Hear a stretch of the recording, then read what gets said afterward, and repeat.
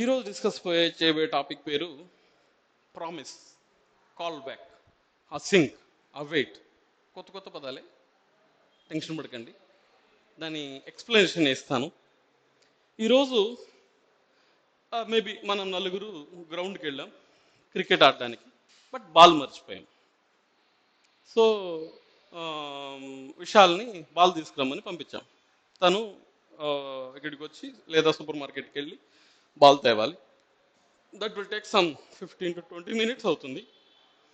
తను బాల్ తెచ్చేంత వరకు మనం క్రికెట్ ఆడగలమా? ఆడలేం. బికాస్ వితౌట్ దట్ ఏం చేయలేం. అదేవిధంగా ఒక పర్టికులర్ ఫంక్షన్ ఏదైతే సర్వర్ నుంచి డేటా తీసుకురాబోతుందో ఆ ఫంక్షన్ సర్వర్ దగ్గరికి వెళ్ళి డేటా తెచ్చేంత వరకు టేబుల్లో ఆ డేటాని డిస్ప్లే చేయగలమా? Because you don't have the data. కానీ నేనేం చెప్పానంటే జావా స్క్రిప్ట్ బై డిఫాల్ట్ సింక్రనస్గా వర్క్ చేస్తుంది. సింక్రనస్ అంటే ఒక లైన్ తర్వాత ఒకటి. కానీ ఎప్పుడైతే మీరు అసింక్రనస్ ద్వారా డేటా తెస్తారో, సర్వర్ నుంచి డేటా తెచ్చే ప్రాసెస్ని అసింక్రనస్ అంటారు. ఎప్పుడైతే ఒక particular function me Java script top to bottom execute అవుతా ఉంది, మేబీ ఇలా ఇలా ఇలా, ఈ మధ్యలో ఒకటి సర్వర్ నుంచి డేటా తెచ్చే ఫంక్షన్ మాత్రం ఏం చేస్తుందంటే, ఇది వెళ్ళింది డేటా తేవడానికి పోతా ఉంది, కానీ అంతవరకు నెక్స్ట్ లైన్ ఎగ్జిక్యూట్ ఆగదు. ఈ లైన్ ఎగ్జిక్యూట్ జరుగుతూ ఉంటుంది. ఇది పోయి ఆడ డేటా ఎత్తికి మళ్ళీ డేటా తీసుకొస్తుంది మీకు. అంతవరకు ఇవి ఆగదు, పోతానే ఉండదు ఇదేమో. ఈ విధంగా వెళ్ళి డేటా తెచ్చే ప్రాసెస్ని అసింక్రనస్ అంటాము. ఈ విధంగా లైన్ బై లైన్ వెళ్ళే ప్రాసెస్ని సింక్రనస్ అంటాం. మీరు ఒక 20 లైన్లు రాస్తే 20 లైన్లో ఏదో ఒక లైన్ సర్వర్ నుంచి డేటా తెచ్చే ప్రాసెస్ చేస్తూ ఉంటే, అంటే అసింక్రనస్ ప్రాసెస్ పైన ఉంటే, ఆ పర్టికులర్ ప్రాసెస్ కంప్లీట్ అయ్యి డేటా తెచ్చేంత వరకు మన జావా స్క్రిప్ట్ ప్రోగ్రామ్ ఆగకుండా కిందికి వెళ్ళిపోతుంది. కానీ ఇది డిస్ప్లే చేయమంటున్నావు, ఏడ డిస్ప్లే చేయమనేటటువంటి ఒక ఫంక్షన్ రాసావు. దేని డిస్ప్లే చేయబోతున్నావో? సర్వర్ నుంచి వచ్చిన డేటాని. బట్ ఈ ఫంక్షన్ ఎగ్జిక్యూట్ అయ్యే టైంకి ఇంకా డేటా రానే లేదు. ఇది ఎక్కడి నుంచి డిస్ప్లే చేయబోతుంది డేటాని? So it's practically technical glitch, ఒక టెక్నికల్ సమస్య ఇది. అసింక్రోనస్ ప్రాసెస్ అవ్వడం వలన అది డేటా తీసుకొచ్చేదానికి సమయం ఎక్కువ అవుతుండడం వలన మీకు డేటా డిస్ప్లే చేయడానికి కుదరదు. కరెక్ట్? కాబట్టి ఇది డేటా డిస్ప్లే కాదు. దీన్ని ప్రాక్టికల్గా చూపిస్తాను చూడండి.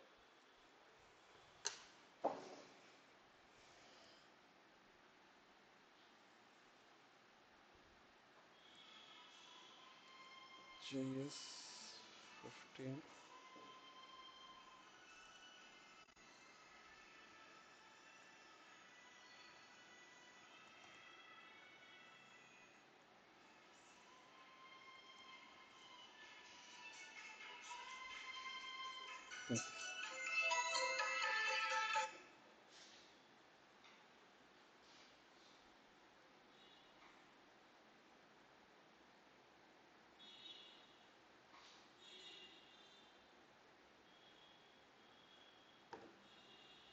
Promise sync.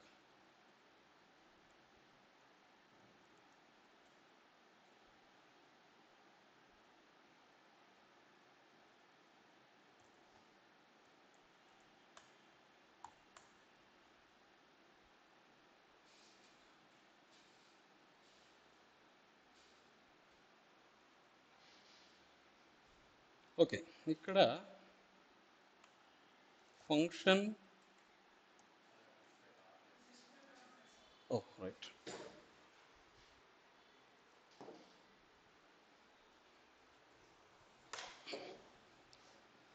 Function get data from server. This will bring the data. Function display users, ఇది డేటాని డిస్ప్లే చేస్తుంది. సో ఇప్పుడు let me go to DOM forms, క్రౌడ్లోకి వెళ్తున్నాను నేను. సో రీడ్ యూజర్స్,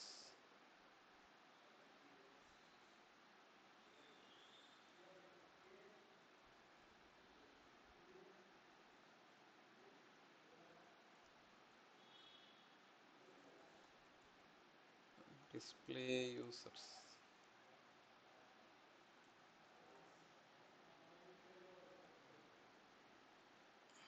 ఈ function will get the data.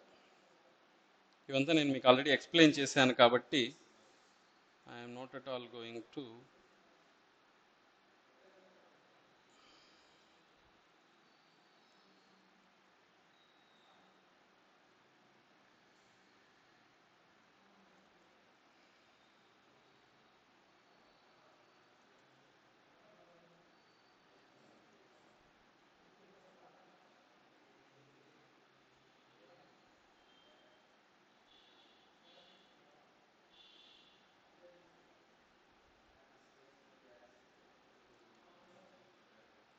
table.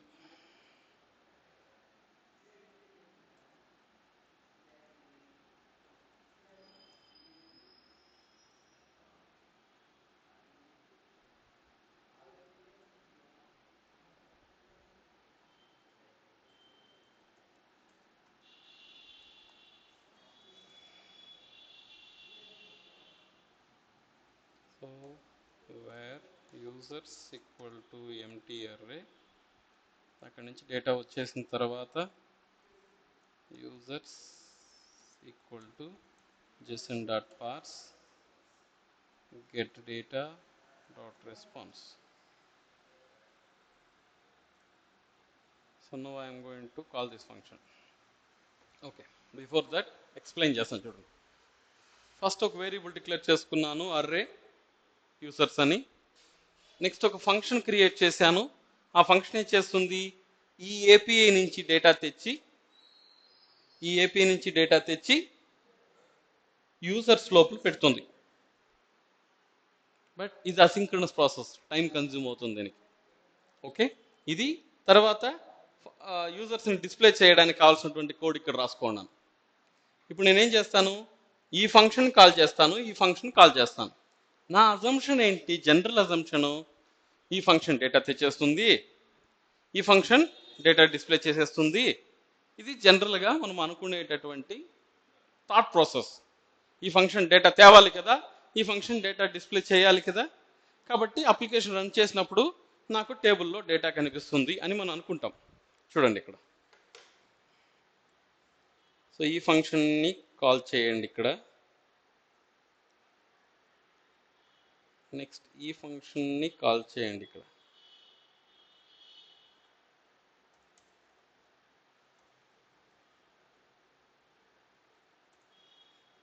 When you run ఏమన్నా కనిపిస్తుందా, కొన్ని ఏదైనా ఎర్రర్ అన్నా ఉందా? రీజన్ ఏంటంటే ఈ ఫంక్షన్ ఎగ్జిక్యూషన్ కంప్లీట్ అయ్యే సమయానికి ఈ ఫంక్షన్ కూడా ఎగ్జిక్యూట్ అయిపోయి ఉంటుంది. మొదటి ఫంక్షన్ అసింక్రనస్ ఫంక్షన్ కాబట్టి రెండో ఫంక్షన్ మొదటి ఫంక్షన్ కంప్లీట్ అయ్యేంత వరకు ఆగదు. దానికంటే ముందు ఇది ఎగ్జిక్యూషన్ కంప్లీట్ అయిపోయి ఉంటుంది. డేటా రాకముందు ఎగ్జిక్యూట్ చేసి ఏముంటుంది, బ్లాంక్ అర్రేని డిస్ప్లే చేస్తే టేబుల్లో ఏమి డిస్ప్లే కాదు. మరి ఈ ఇష్యూని ఎలా హ్యాండిల్ చేయొచ్చు అంటే approach number 1, call back. Call back అంటే మనం ఇన్స్ట్రక్షన్స్ ఇవ్వడం, మనం విశాల్ వెళ్ళి బాల్ తీసుకొచ్చిన తర్వాత క్రికెట్ ఆడడానికి ప్రారంభిస్తాం అని స్టాండర్డ్ ఇన్స్ట్రక్షన్.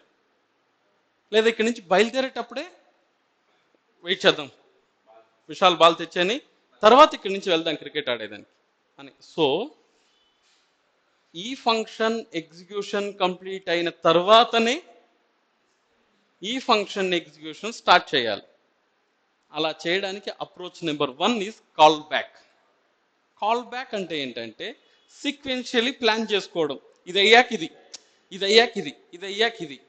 సో అప్పుడు నేనేం చేస్తాను, ఈ ఫంక్షన్ ఇక్కడ కాల్ చేయకుండా ఎక్కడైతే ఈ ఫంక్షన్ ఎగ్జిక్యూషన్ కంప్లీట్ అయిపోతుందో, ఎక్కడైతే ఇఫ్ కండిషన్ పెట్టి status equal to 200 ready state equal to 4 అని చెక్ చేశామో అక్కడికి వెళ్ళి ఆ రెండు కండిషన్ సాటిస్ఫై అయితేనే కదా డేటా వచ్చినట్టు లెక్క, ఈ ఫంక్షన్ ఎగ్జిక్యూషన్ని ఆడపెడతాను నేను.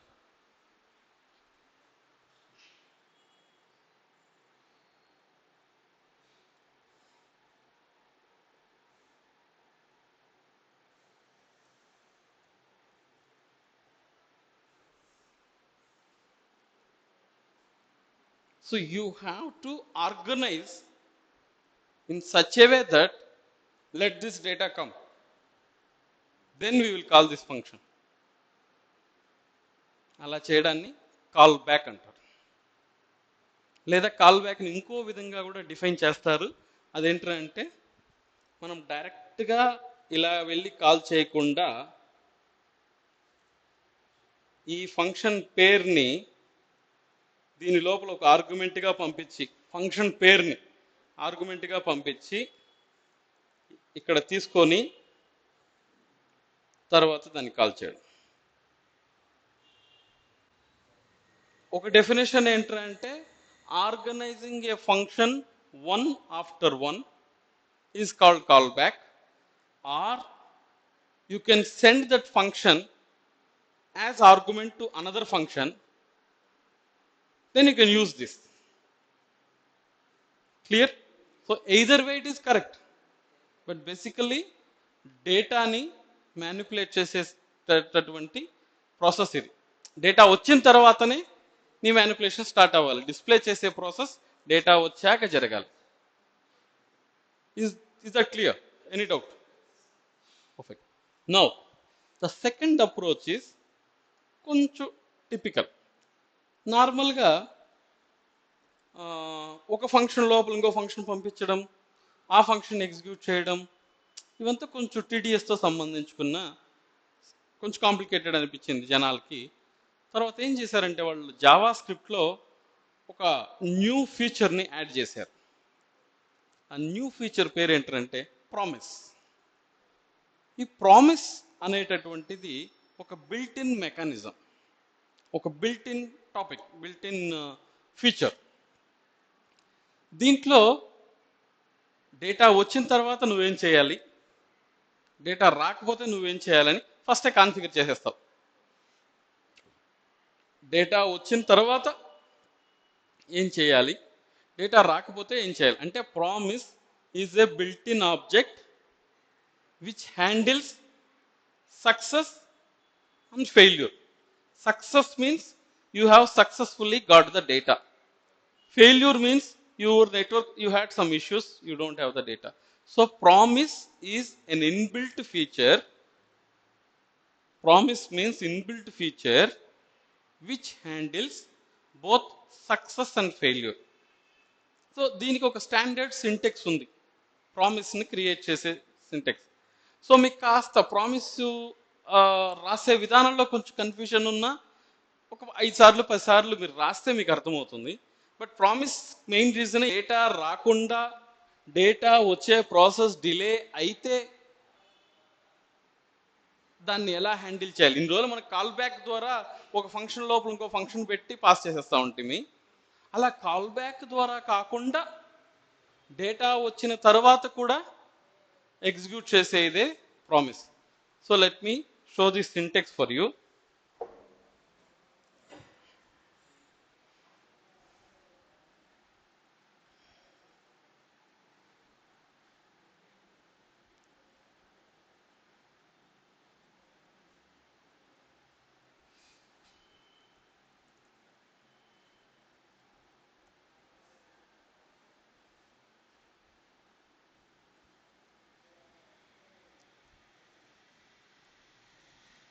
No, ఇది ప్రామిస్, అది call back.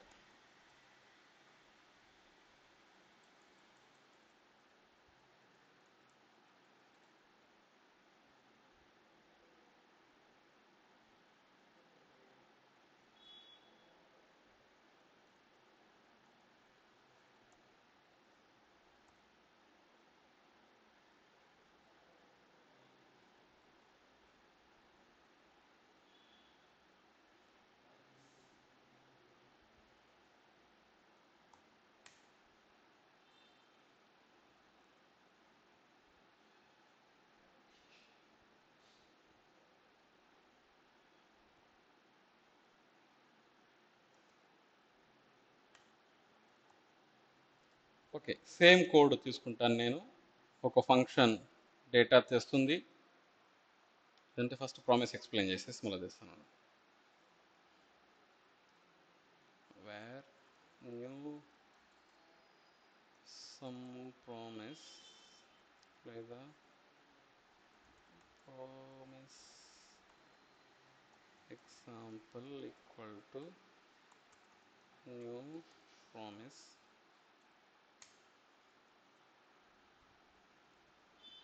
which will take a callback function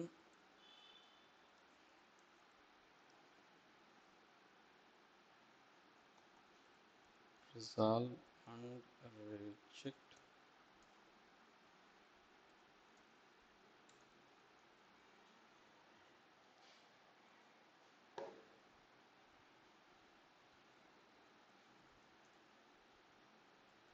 console.log.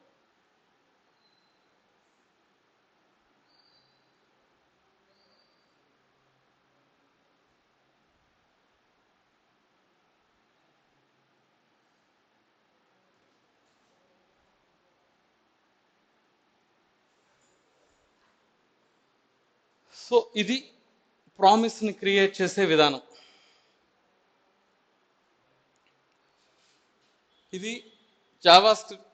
ఈ కలర్ కొంచెం డిఫరెంట్గా ఉంది చూడండి.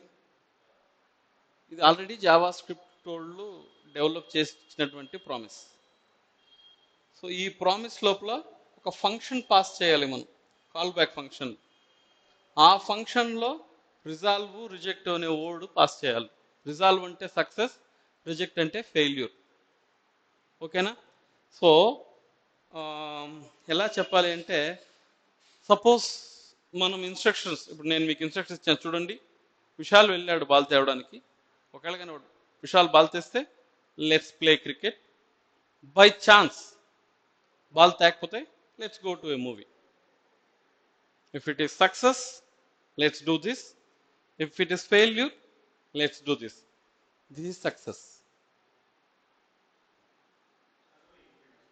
అన్ని ఇన్బిల్డ్ అంటే పదం పేరు మార్చుకోవచ్చు, మన ఆర్గ్యుమెంట్ పేరు ఏదైనా ఇచ్చుకోవచ్చు, సక్సెస్ ఫెయిల్యూర్ ఎట్లా ఇచ్చుకోవచ్చు. బట్ నార్మల్గా అందరూ వాడే పదాలు ఇదే. దీని ఒక్కదాన్నే మనం మార్చను కాదు, ఈ పేరు మీకు ఇష్టం వచ్చింది ఇవ్వచ్చు. సో ఒకవేళ ఈ పర్టికులర్ ఫంక్షన్ రిజాల్వ్ని రిటర్న్ చేస్తే అది సక్సెస్ అయినట్టు, రిజెక్ట్ని రిటర్న్ చేస్తే అది ఫెయిల్ అయినట్టు. దానిని ఎలా వాడతాము అంటే, return resolve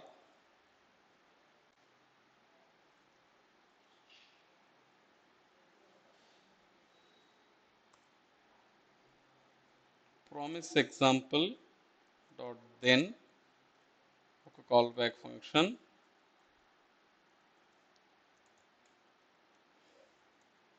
this promise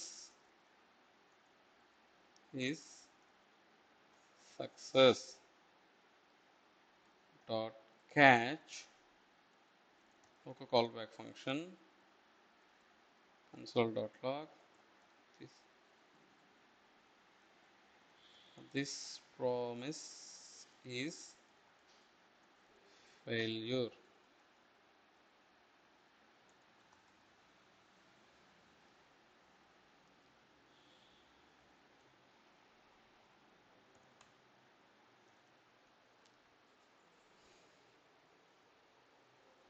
okay, ఇక్కడ నేను రిజాల్వ్ అన్నాను కాబట్టి ఈ దెన్ బ్లాక్ ఎగ్జిక్యూట్ అవుతుంది. ఈ then always executes when it is success. If I return reject,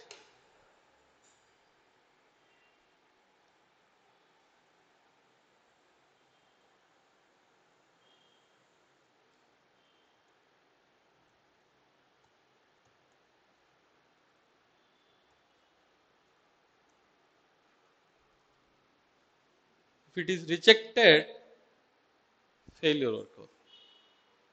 అంటే దీంట్లో మనముగా చేసేది ఏమీ లేదు, మనం జస్ట్ కాన్ఫిగర్ చేసుకోవాలి. సక్సెస్ అయితే ఏది కాల్ అవ్వాలి, ఫెయిల్యూర్ అయితే ఏది కాల్ అవ్వాలి అనేసి. కాస్త కొత్తగా అనిపించవచ్చు, బట్ లాజిక్ అయితే ఇది. ఒక ఏపీఐ కాల్ నుంచి డేటా రావడానికి కొంచెం టైం పడుతుంది కాబట్టి అలా టైం పట్టేటప్పుడు కింద ఉన్న ప్రోగ్రామ్ దబదబాని ఎగ్జిక్యూట్ అయ్యి వెళ్ళిపోతుంది కాబట్టి దానిని ఆపి అరే బాబు ఉండు డేటా రాని డేటా వచ్చిన తర్వాత నువ్వు డిస్ప్లే చెయ్యి అనే ప్రాసెస్లో మొదటి స్టెప్ కాల్ బ్యాక్ ద్వారా చేసుకోవచ్చు. డేటా వచ్చిన తర్వాత ఫంక్షన్ని కాల్ చేయడం అనేది స్టెప్ 1. స్టెప్ 2 ఇలా ప్రామిస్ను ఉపయోగించి ఈ ప్రామిస్ ద్వారా డేటా వచ్చిన తర్వాత డాట్ దెన్ ఉపయోగించి సక్సెస్ అయినప్పుడు మనం డేటాని హ్యాండిల్ చేయడం. దీనిని ఎలా ఇంప్లిమెంట్ చేస్తామని చూస్తాం.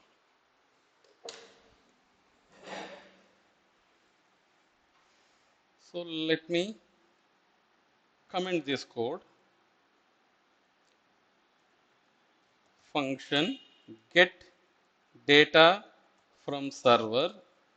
ఇది డేటా తెచ్చే ఫంక్షను. ఫంక్షన్ డిస్ప్లే యూజర్స్, ఇది డేటాని డిస్ప్లే చేసే ఫంక్షన్.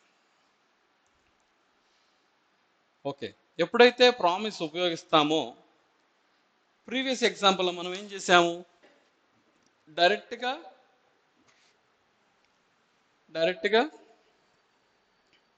ఈ కోడ్ రాసేసాం సర్వర్ నుంచి డేటా తెచ్చేదాన్ని. ఇప్పుడేం చేస్తామంటే ఒక ప్రామిస్ని క్రియేట్ చేసి ఆ ప్రామిస్ లోపల ఈ కోడ్ ఎత్తుకుని పెట్టేస్తాం. ఒక ప్రామిస్ని క్రియేట్ చేసి ఆ ప్రామిస్ లోపల ఈ కోడ్ ఎత్తుకుని పోయి పెట్టేసి ఎక్కడైతే నీకు సక్సెస్ఫుల్లీ నువ్వు డేటా తీసుకున్నావో ఇక్కడ రిజాల్వ్ అనే ఫంక్షన్ కాల్ చేస్తాను. ఎప్పుడైతే నేను ఇది రిజాల్వ్ అనే ఫంక్షన్ కాల్ చేస్తానో అక్కడ సక్సెస్ ఎగ్జిక్యూట్ అయిపోతుంది. Okay, just copy this code. దానికంటే ముందు ప్రామిస్ని క్రియేట్ చేద్దాం. అడికెళ్ళి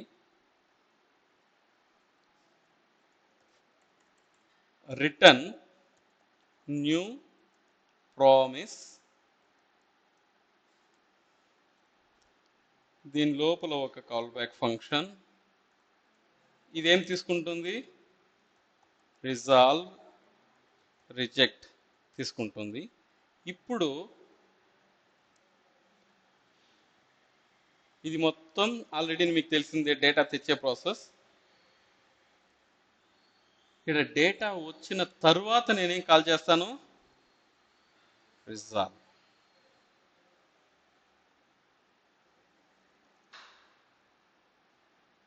ఇప్పుడు ఈ ఫంక్షన్ కాల్ చేసి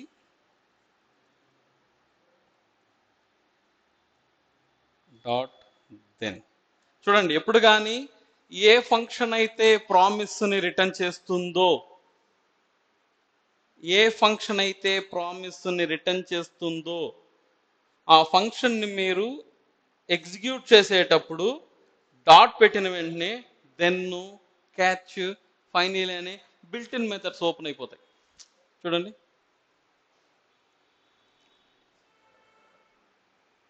లేదా మీకు ఇంకా క్లారిఫై కావాలంటే ఈ ఫంక్షన్ పైన పోయి జస్ట్ చేయబెట్టండి. ఏం రిటర్న్ చేస్తుంది అది? So when a function is returning promise, ఆ ఫంక్షన్ కాల్ చేసిన తర్వాత డాట్ దెన్ వాడతాం. ఓకే, నౌ డిస్ప్లే యూజర్ కోడ్ని తెచ్చుకుందాం.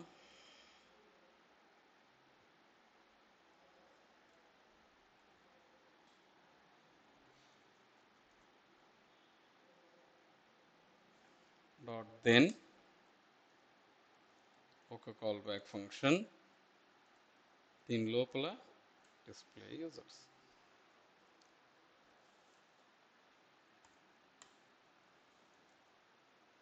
when I run this, ఏదో error cannot set properties in HTML. ఓ టేబుల్ లేదా ఇక్కడ?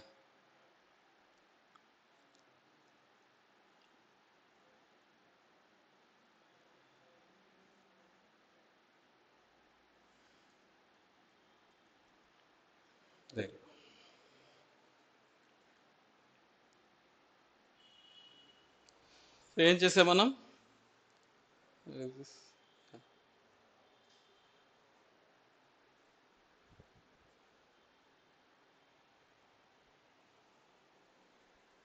డైరెక్ట్గా డేటా తెచ్చుకోకుండా ఒక ప్రామిస్ని రిటర్న్ చేశాం. ఆ ప్రామిస్ సక్సెస్ అయితే డాట్ దెన్ అని పనిచేస్తుంది.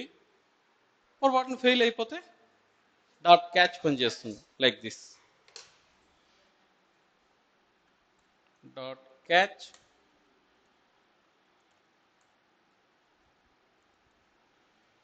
console.log something happened. So instead of resolve ఇప్పుడు ఏం చేయాలి, నువ్వు రిజెక్ట్ అని కాల్ రిజెక్ట్ అని ఇచ్చినావు అనుకో, it means it is a failure, something happen. లేదు అని అనుకో, dot then dot catch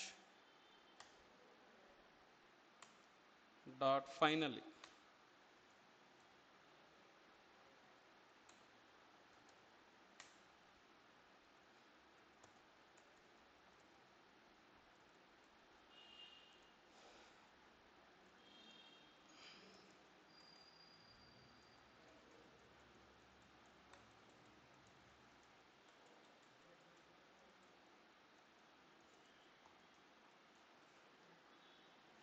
okay, ఇక్కడ నువ్వు రిజాల్వ్ అని ఇచ్చినప్పుడు ఇది వర్క్ అవుతుంది బాస్. ఇక్కడ నువ్వు రిజెక్ట్ అని ఇచ్చినప్పుడు ఇది వర్క్ అవుతుంది బాస్. నువ్వు రిజాల్వ్ ఇచ్చినా రిజెక్ట్ ఇచ్చినా ఇది ఖచ్చితంగా వర్క్ అవుతుంది బాస్. ఇది ఓన్లీ సక్సెస్, ఇది ఓన్లీ ఫెయిల్యూర్. ఇది either success or failure, that has to work. అంటే either this plus this or this plus this. చూడండి, either success and finally or catch and finally. Just మనం రాసే కోడ్ని organise చేయడమే తప్ప లాజికలీ దీంట్లో ప్రోగ్రామింగ్ ఏమీ లేదు. ఇక్కడ సర్వర్ నుంచి డేటా తెచ్చే కోడ్ ఆల్రెడీ చూసేసాం, డిస్ప్లే చేసే కోడ్ ఆల్రెడీ చూసేసాం, వాటికి కనెక్టివిటీ ఇచ్చేస్తున్నాం. డేటా వచ్చిందా లేదా, డేటా వస్తే ఏం చేయాలి. మొదటి అప్రోచ్ కాల్ బ్యాక్, డిస్ప్లే చేసే ఫంక్షన్ దాని లోపల పంపించేయి, డేటా వచ్చిన తర్వాత కాల్ చేయి, కేల్కతాం. Simple and straightforward. ఇంకా కొంచెం బెటర్ వే, కొంచెం మీకు ఎందుకు అంటే అది కాల్ బ్యాక్ అనేది కొన్ని సందర్భాల్లో పెర్ఫార్మెన్స్ ఇష్యూ క్రియేట్ చేస్తుందని కొద్దిమంది అంటారు, దట్ ఈస్ సెకండరీ. బట్ దీంట్లో కూడా కాల్ బ్యాక్లు ఉన్నాయి. మీరు ఇటు చూసారంటే కాల్ బ్యాక్లు దీంతో కూడా ఉన్నాయి. సో ఇక్కడ డేటా ఎందుకు రాలేదంటే ఇక్కడ నువ్వు రిజెక్ట్ ఇచ్చావు కాబట్టి. If you go and do the resolve,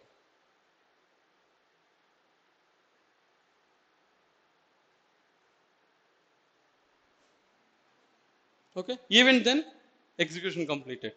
ఎందుకంటే నువ్వు రిజాల్వ్లో కన్సోల్ లాగ్ మెసేజ్ పెట్టలేదు, అందువల్ల అది కనిపించలేదు. కన్సోల్ లాగ్ పెట్టినా లేకపోతే డేటా వచ్చేసింది కదా, అంటే రిజాల్వ్ వర్క్ అయినట్టే కదా లెక్క. So this is what promise. Call back గురించి చెప్పాను, ప్రామిస్ గురించి చెప్పాను. Finally async and await. Okay, call back అని చూసిన ప్రామిస్ని చూసిన కొంచెం ఒకదానిలో ఒకటి లింక్ పెట్టడం, ఒకదాని తర్వాత ఒకటి రాయడం, ఇలా కొంచెం క్లమ్జీగా ఉంటుంది. లైన్ బై లైన్ రాయలే మీరు ఎక్కడ కానీ. మీరు ఇక్కడ చూసారంటే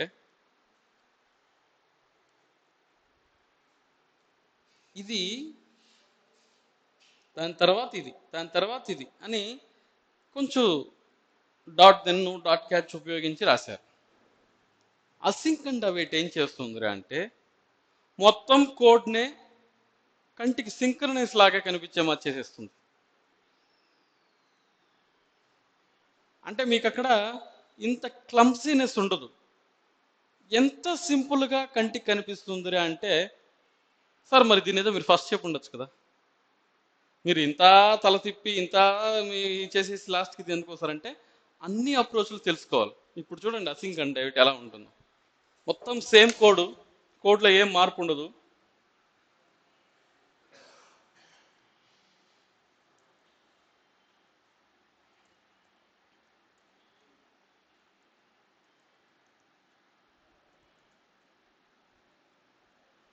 కేవలం రాసే విధానం మాత్రమే మారుతుంది బాస్. దీన్ని కమెంట్ చేస్తాను. సో మన దగ్గర ఒక ఫంక్షన్ డేటా తెచ్చేది ఉంది, ఒక ఫంక్షన్ డేటా డిస్ప్లే చేసేది ఉంది. సో బాగా గమనించండి,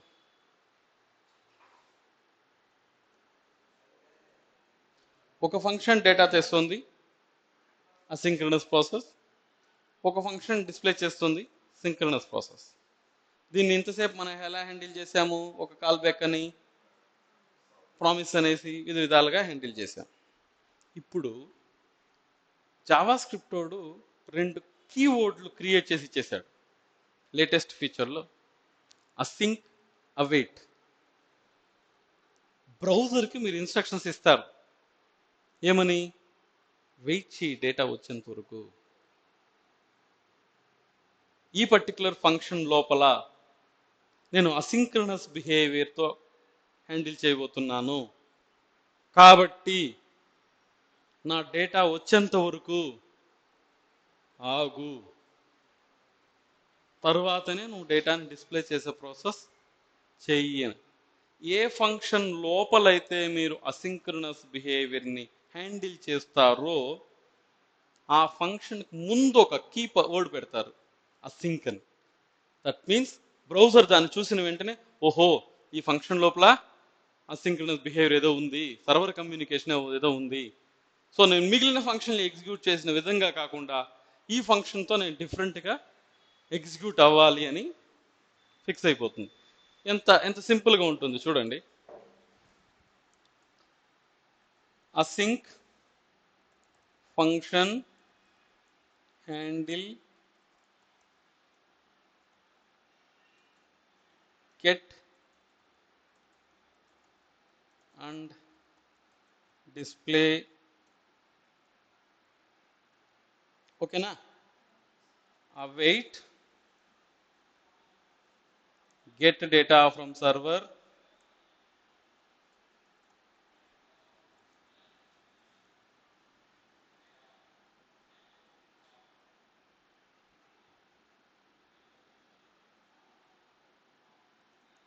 ఈ ఫంక్షన్ కింద కాల్ చేయాలి.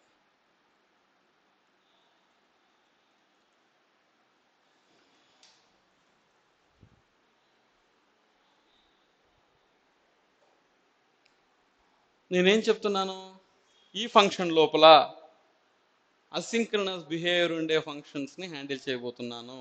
ఇది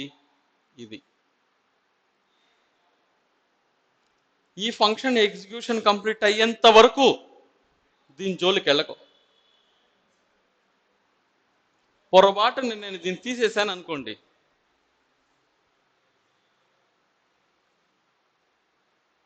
ఇది ఇప్పుడు నార్మల్ ఫంక్షన్, నాకు సంబంధం లేదురా దేవుడా, డిస్ప్లే యూజర్ ఎగ్జిక్యూట్ అయ్యే సమయానికి ఇంకా డేటా రాలే. సో ఇది మనకు వచ్చే పరిస్థితి. సో ఆబ్వియస్లీ డేటా డిస్ప్లే కాదు. That's why we have to use async and await. దీని మీనింగ్ ఏంటి చూడండి. అది కూడా ఈ అవైట్ ఎక్కడ పెట్టాలి తెలుసా, ఎక్కడ పడితే అక్కడ పెట్టేస్తాను అనుకోకండి. అవైట్ ఏ ఫంక్షన్ అయితే ప్రామిస్ని రిటర్న్ చేస్తుందో, ఏ ఫంక్షన్ అయితే ప్రామిస్ని రిటర్న్ చేస్తుందో ఆ ఫంక్షన్లో ఆ ఫంక్షన్కి ముందు మాత్రమే మీరు అవైట్ పెట్టగలరు. ఇప్పుడు ఇదేమన్నా ప్రామిస్ రిటర్న్ చేస్తుందా, ఇది జస్ట్ డేటాని డిస్ప్లే చేసే పని, దీని ముందర మీ పప్పులు ఉడకదు. whatever function is handling the asynchronous behavior promise, whatever function is returning the promise, only that particular function is capable of having the async and await functionality. Okay, ఇది ఇంకా గోయింగ్ ఫార్వర్డ్ React.js లో కానీ JavaScript లో కానీ real time ప్రాజెక్ట్లో ఈ పదాలు వాడింటారు. నేను మీకు ఇన్ని రోజులు నేర్పించినంత సింపుల్గా స్ట్రైట్ ఫార్వర్డ్గా ఉండదు ఫంక్షనాలిటీస్ ప్రాజెక్ట్స్ లోపల. So it's in different approaches.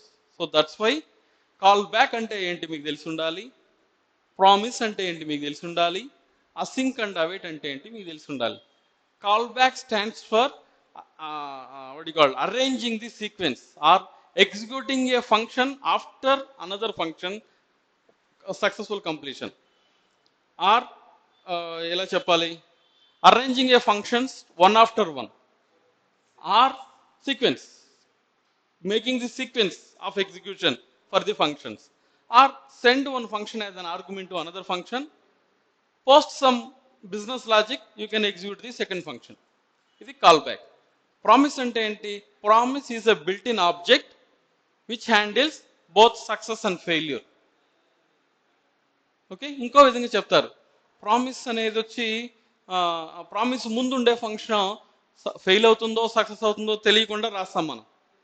కానీ ప్రామిస్లో 100% సక్సెస్ ఆఫ్ ఫెయిల్యూరో ఫైనల్ అనేది 3 రాస్తాం. So promise function is assures either success or failure, eventual completion. అసలు ఏదో రిజల్ట్ ఇస్తాను నీకు, సక్సెస్ ఆఫ్ ఫెయిల్యూర్ నా దగ్గర నుంచి కన్ఫర్మ్గా ఎక్స్పెక్ట్ చేయ రెస్పాన్స్. ఇది ప్రామిస్ యొక్క నేచర్. ప్రామిస్ యొక్క డెఫినేషన్ కూడా మీరు చూసారంటే, promise is a function which assures eventual completion of a execution. And finally, async and await is returning a promise. We might need to use either dot then, dot catch, dot finally, which look like asynchronous way, which look like some clumsiness. With help of async and await, you can display as a synchronous. దీని చూసారంటే మీరు, ఇదేమన్నా asynchronous బిహేవియర్తో చూసిన మాదిరి ఉందా? Normal synchronous functionality లాగానే ఉంది కదా, నార్మల్ సింక్రనస్ ఫంక్షనాలిటీ లాగానే ఉంది కదా. So you can achieve this with help of the async and await keywords. This is what call back, promise, async and await. 90% of the Java script interview is depend on this topic. ఈ ఒక్క topic కానీ మీరు answer చేయగలిగితే, మిగిలిన క్వశ్చన్లకు మీరు answer చేయకపోయినా చేసినా మీకు ఎడ్జ్ ఉంటుంది. ఆబ్జెక్ట్ గురించి మీరు చెప్పలేదా, ఎవరి మైండ్ పట్టించుకోరు. అర్రేస్ గురించి స్ట్రక్ అయ్యారా, ప్రాబ్లం లేదు. కానీ ఒక person promise, async, await, call back గురించి చెప్పగలిగాడంటే, బిలీవ్ మీ, ఈ హ్యాస్ సంథింగ్. అది మాత్రం కన్ఫర్మ్గా ఘంటాపదంగా చెప్పగలను. నేను అటెండ్ అయిన ఇంటర్వ్యూలు అవ్వచ్చు, నేను తీసుకున్న ఇంటర్వ్యూలు అవ్వచ్చు, కాల్ బ్యాక్, ప్రామిస్, అసింకు, అవైట్కు ఆన్సర్ చెప్పిన స్టూడెంట్ని చూసే విధానం completely the way is different. The person మిగిలిన దానికి అన్నిటికీ చెప్పి ఈడొచ్చి దెబ్బతిన్నాడు అనుకోండి, వాడు బట్టి పట్టాడు, వాడు తేడాగాడు, వాడి దగ్గర సబ్జెక్ట్ లేదు పక్క. ఎందుకంటే మీరు ఏ ప్రోగ్రామ్ అన్నా తీసుకోండి, ఆ ప్రోగ్రాంలో ఉండేటటువంటి ఫంక్షనాలిటీని మీరు గమనించారంటే ఎయిదర్ సింక్రనస్ అన్న ఉంటుంది, అసింక్రనస్ అయి ఉంటుంది. జావా స్క్రిప్ట్ ఎలా ఎగ్జిక్యూట్ అవుతుంది అని చెప్పే కాన్సెప్టే ఇదే. అది సింక్రనసా, అసింక్రనసా, లైన్ బై లైన్ వెళ్తుందా, ప్యారలల్గా ఎగ్జిక్యూట్ అవుతుందా. సో ఇది తెలిస్తే మీరు ఇష్యూస్ని ఫిక్స్ చేయడం చాలా ఈజీ. సో కాబట్టి మిగిలిన దానికి 50% ఎఫర్ట్ పెడితే, ఈ ఒక్క టాపిక్ మాత్రం 150% ఎఫర్ట్ పెట్టండి. ఇది మాత్రం పక్కా క్లియర్ కట్. ఇది అంత అంత స్ట్రాంగెస్ట్ టాపిక్ ఇది. ఓకే, సో దీన్ని బేస్ చేసుకొని ఇంటర్వ్యూ క్వశ్చన్స్ కూడా ఉన్నాయి. ఈవెంట్ లూపు, ఎగ్జిక్యూషన్ కంటెక్స్ట్ అని కొన్ని ఉన్నాయి eventually. So this is what promise, async and await, call back. ఇంతవరకు ప్రాక్టీస్ చేయండి. ఐ థింక్ వాట్ ఎల్స్ మనం మిస్ చేసిన టాపిక్ జావా స్క్రిప్ట్లో ఎక్కడ దాకా వచ్చాం మనం?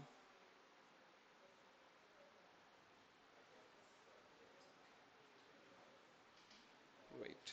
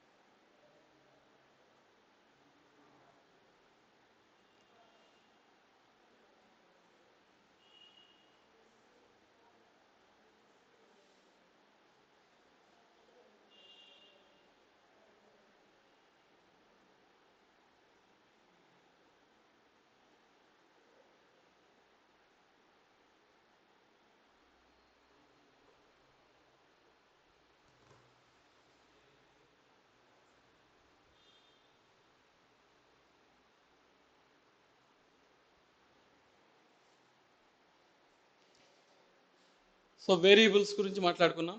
స్కోప్ హాయిస్టింగ్ చెప్పలేదు, చెప్తాను నేను. ఆపరేటర్స్ కన్వర్షన్స్ మాట్లాడుకున్నాం. క్లోజర్స్ అనేది చెప్పలేదు. ఆబ్జెక్ట్స్ అయింది, మెథడ్స్ ఆబ్జెక్ట్స్ రెగ్యులర్ ఎక్స్ప్రెషన్ అయింది, అర్రే మెథడ్స్ అయింది, ఫంక్షన్ యారో ఫంక్షన్ అయింది. టైమ్ అవుట్ ఇంటర్వెల్ చెప్పలేదు అనుకుంటాను కదా, ఇంకా నేను చెప్పలేదు. మాడ్యూల్స్ పెండింగ్ ఉంది. క్లాసెస్ అండ్ ప్రాక్సెస్ చెప్పాలి, ప్రోటోటైప్ చెప్పాలి, ఇటరేట్స్ అండ్ ఇటరబుల్స్ చెప్పాలి. డీస్ట్రక్చరింగ్ గురించి చెప్పానా, చెప్పలేదు. ఓకే, దిస్ గురించి చెప్పాలి. కాల్ బ్యాక్స్, ప్రామిస్, అసింక్, అవైటు ఇది అయ్యింది ఇప్పుడు. So set maps, ES6 syntaxes గురించి మాట్లాడుకోవాలి. ఓకే, సో మేబీ ప్రోగ్రామెటికల్లీ చెప్పాల్సిన అన్ని టాపిక్లు అయ్యాయి. మీకు థియరిటికల్లీ చెప్పాలి. ఈ స్కోప్స్ థియరీకి సంబంధించిందే, క్లోజర్స్ థియరీకి సంబంధించిందే. ఇంటర్వ్యూ క్లాస్లో తీసుకుంటాను దాన్ని నేను. టైమ్ అవుట్ మాత్రం చెప్తాను నేను, ఇది ప్రాక్టికల్గా చెప్పాల్సింది మీకు. మాడ్యూల్స్ గురించి ప్రాక్టికల్స్గా చెప్పాల్సిందే. క్లాసెస్ గురించి మాట్లాడుకున్నాం కదా డీటెయిల్డ్గా మనం. ES6 క్లాసెస్ గురించి మాట్లాడుకోలేదు. ఆబ్జెక్ట్ క్రియేట్ చేసేటప్పుడు మనం క్లాసెస్ గురించి చూడలేదా? Sure.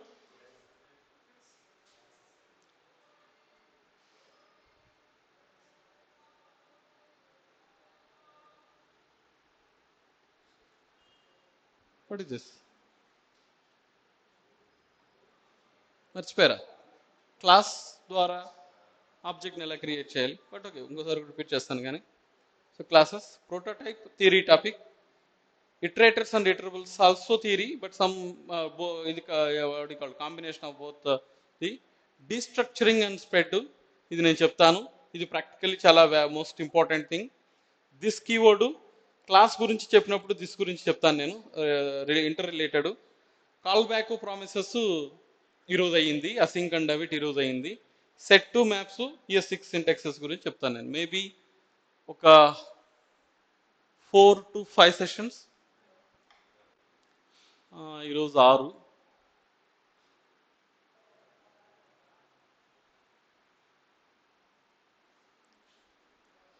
Okay, by next weekend I will be done with the JavaScript.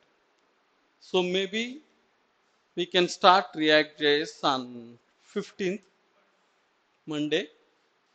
దానికి ఒక 3 వారాలు పడుతుంది. 1, 2, 3,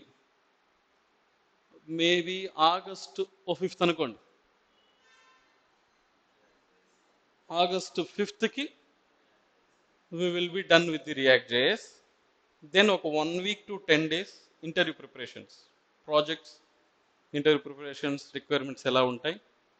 సో ఆ 10 daysలోనే మన mock interviews, face to face interviews, technical discussions ఇవంతా చూసుకునేసి ప్రాబబ్లీ ఆగస్ట్ 15th మనకి ఇండిపెండెన్స్.